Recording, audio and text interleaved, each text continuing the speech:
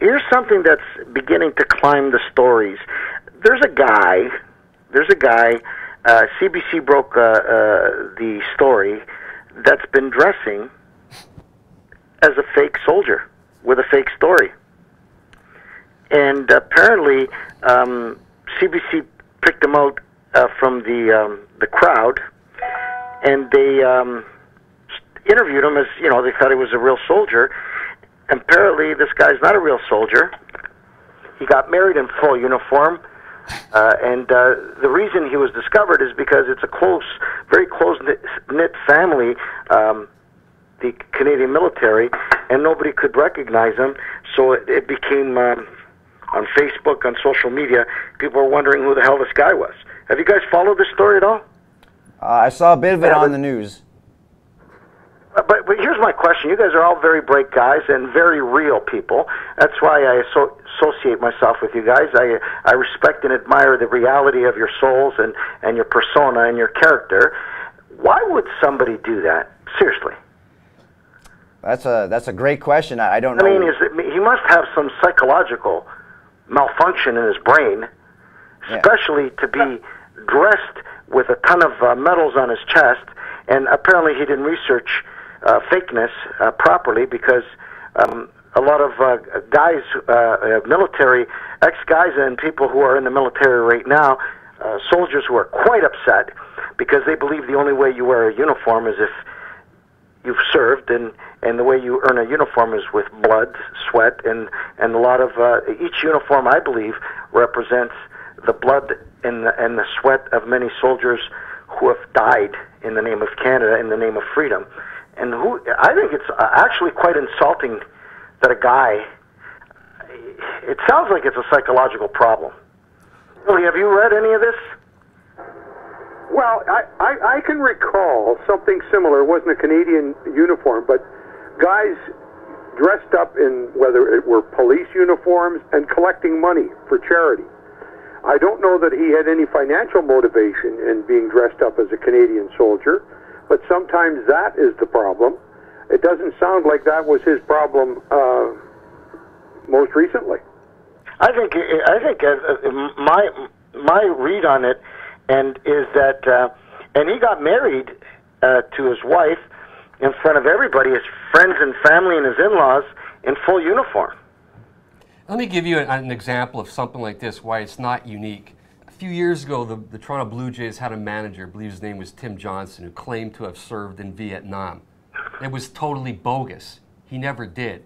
And he consequently didn't last very long as the Blue Jays manager. So what is it? Somebody makes up a bullshit story, they tell it once, they tell it twice, they tell it 3 times, and by the 5th time they believe their own bullshit? Well, I don't know if it's that as much as you're only perceived to be a bullshitter until you're caught. Now, this was caught. Yeah, but come on, Perry, you're a bright guy and you're a journalist.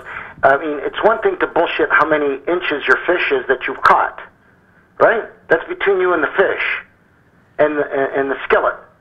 But when you start talking about things that can be verified, and it's very difficult to be a bullshitter with Google.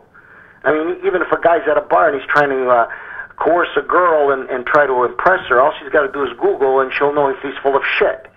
I mean, why would you, especially if you're a manager in Major League Baseball, why would you lie about something so dramatic and something that is a wound to many people who served in Vietnam? I don't know, maybe it's... Your own point there, Frank. They didn't have Google then. So Tim Johnson perpetuated the lie until somebody, and I think it might have been a journalist, Perry, correct me if I'm wrong, confronted him on it. And at which point... Even if there wasn't Google at the time, all it takes is a journalist to go through the files and the records of the military. But let's put it, if the Blue Jay organization, a very reputable organization, a professional organization, which is doing due diligence on the people that they hire a guy who's managed to fool them. Why is the onus on the journalist to try and figure this out? It's not the onus. You're jumping defensively. I'm not. I'm asking you, Frank. You run a company with somebody who you've interviewed. I wouldn't question if a man told me that he served in a war, or if a man told me he served his country. I wouldn't I'm not that malicious or that in Italian it's called permaloso, that I would think that that somebody would lie about something like that. I mean, everybody tells a white lie. Men lie about their age, men lie about their weight and their height by an inch or by 10 pounds, and women lie about the shoe size. That's life. But here's a guy who would lie about something that, first of all, would be extremely embarrassing. And here's a guy being interviewed. I saw the interview. It was painful because it wasn't. Probably would not have been painful if I thought he was a soldier, but it was painful because I already knew that he was a fraud. And Julian Fantino used to be the chief of police of the Ontario Provincial Police. And wasn't he chief of police for Toronto too? Yep. Yeah, absolutely, right? Yep. And he was also chief of police for London, Ontario, correct? Yep, and Toronto. Yep. And Toronto, and then the OPP. He said that it is a criminal offense. It's in the criminal code to do that, and this guy is going to have some trouble now. Absolutely. But when we talk about national security, here's a guy who portrays a member of the military.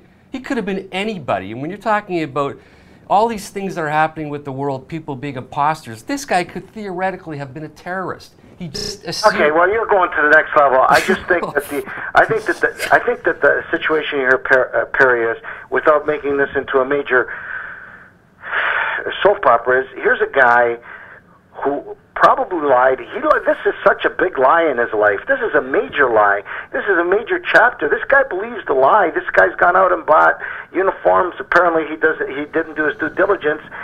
From some of the stuff that I read, he's got the sash on the wrong side. He's got the medals in the wrong place, and so that's how the military picked up on it when they saw this guy. Some military that weren't. This was, they say, one of the largest historical. Remembrance Days in Canada, where a lot of the military showed up, to be there, even if they were off duty or they were retired. They just showed up because it was very important to them to support the two soldiers that died in their own country for no reason. And to see this guy being interviewed by a reporter and lying through his teeth pissed him off. And that's how it wasn't through a journalist. It came through the military. People who saw this on the news, who saw this on social media, and I probably would be pissed off too. Sure. Carlin, wouldn't you be pissed off if you served your country and played with your life, sure, played with your existence as a human being in respect for your country, and then you got some moron who's imitating or emulating or whatever verb you want to use? No, it is an insult to everyone who has actually served, and I don't know. I just think it's lame more than anything else that this guy really has nothing else going on in his life, that he basically is just doing a big cosplay for his entire existence. But you were right on the criminal code. Section 419 of the Criminal Code of Canada makes it illegal to falsely impersonate a member of the Canadian Forces. So this guy, this Franck Gervais, he's gonna run into some trouble sooner rather than later. Well, he's going to run into trouble because the press has taken it and run with it, right? And when the press runs with it, there's political pressure for satisfaction, right? Mm. But it's one thing. You know that, right? Yeah, it's one thing for the people to say, what are you guys doing about it? Mm. And it's one thing if he was in a bar in his hometown saying, "Oh yeah, I served this and that." I mean, there's tons of shaggy dog stories in every pub in this country. Absolutely, that's what I was saying before. Yeah. The fish story. It is what it is. But this guy was in full garb when he got married. He was in full military, up and down. And I don't know if he just wanted to be caught and went and did these media appearances at the Remembrance Day ceremonies. I mean, a guy like that, you either have to be so far deluded or so far, believing your own bullshit that. But that's what it is. I think he got into the point where he believed his own bullshit, and he told the story long enough that he believed it. Do we know if when he was married, his wife actually knew whether he had never actually served? Nobody knows that, but according to some of the stuff that I've read on social media and on the internet, is that they believe, his whole family believes, that he served in the Canadian military and that he was a hero and he was honored with all those medals. Did he just disappear for a couple of years and all of a sudden came back and said he'd served in the Army? How could they not know about that? That's I have no clue. I didn't detail that much because when I was shocked, actually. I mean, it's a stupid crime and it's a stupid way to soil your name and also disrespect Canadians that have looked after you and given you the right to live in this country under freedom, under your own choice. I don't get people. I really don't. People are only happy when they're fucking miserable.